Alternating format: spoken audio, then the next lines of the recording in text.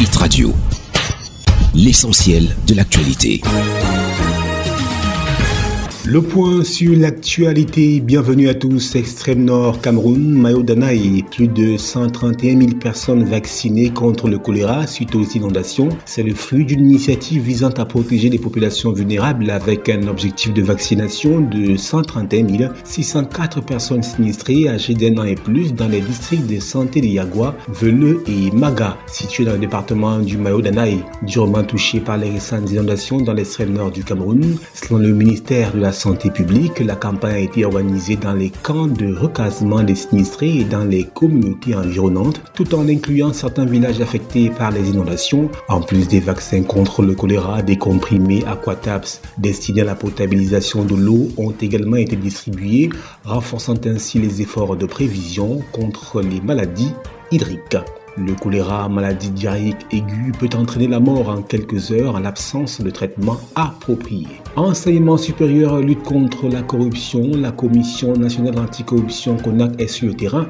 Le kick-off a été donné sur le campus de l'université de Yaoundé 1 à travers une campagne de sensibilisation contre les faux diplômes dans les établissements universitaires. Cette offensive conduite par Dieudonné Massigams, président de la CONAC, va se poursuivre dans 10 autres villes du Cameroun. L'idée est de passer le message et de se faire comprendre par toutes les parties prenantes des universités d'État, universités privées et instituts privés d'enseignement supérieur. Cette vaste campagne qui a démarré le 22 octobre 2024 prévoit outre la mise en place des panneaux de sensibilisation contre le recours aux faux diplômes, mais aussi diverses activités articulées autour du thème. Les faux diplômes déshonorent les diplômes authentiques. Élèves, choisissez le chemin du travail et de l'intégrité. Tout est parti de la découverte de plus de 1000 faux diplômes lors des recrutements de candidats pour l'armée et la gendarmerie.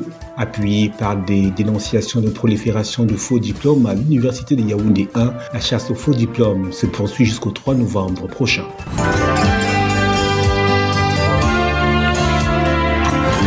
L'actualité internationale. Au-delà des frontières camerounaises, l'armée française s'apprête à fermer ses emprises dans 3 autres pays africains. La France poursuit sa politique de réorganisation militaire en Afrique. Selon RFI, cette réorganisation conduira à la fermeture des emprises militaires au Sénégal, en Côte d'Ivoire et au Gabon. Dans ce cadre, ces bases françaises seront désormais fermées. Paris entend désormais coopérer avec ses partenaires au gré des exercices, des formations et des opérations. Cette réorganisation du dispositif français en Afrique ne prend pas en compte la base de Djibouti et ses 1500 militaires dont l'action est tournée vers l'Indo-Pacifique. Et puis en Russie, l'Inde et l'Iran décident de renforcer leurs relations. Au cours de leur rencontre bilatérale, les deux dirigeants ont souligné l'importance de renforcer la coopération dans le cadre des BRICS et ont discuté de questions régionales clés, notamment la nécessité de mettre fin aux conflits régionaux et d'éviter les 2 poids 2 mesures en matière de droits de l'homme. Pezeshkian a souligné l'intérêt de l'Iran à élargir ses relations avec l'Inde, précisant en particulier l'importance d'accélérer les accords sur le développement du port de Chabahar, dont l'Inde a un bail à long terme dans le cadre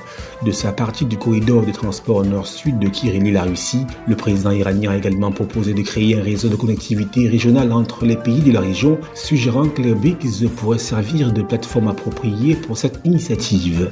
Nos programmes se poursuivent. Hit Radio, une info d'avance.